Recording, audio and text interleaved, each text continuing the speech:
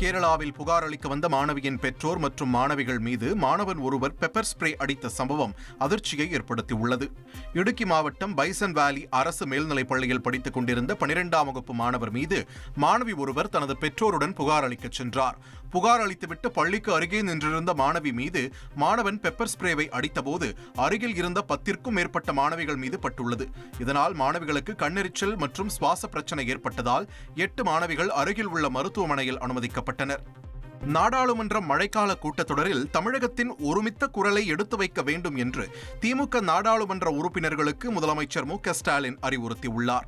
இதுகுறித்து அவர் வெளியிட்டுள்ள எக்ஸ் தள பதிவில், மத்திய பாஜக அரசின் 11 ஆண்டுகால ஆட்சி என்பது மக்களின் உரிமைகளை நசுக்குவது, மாநிலங்களின் உரிமைகளை பறிப்பது, ஹிந்தி சமஸ்கிருதத்தை திணிப்பது, தமிழ்நாட்டை வஞ்சிப்பது என நேஷனல் டிக்டேட்டர்ஷிப் ஆட்சியாக உள்ளது என்று குறிப்பிட்டுள்ளார்.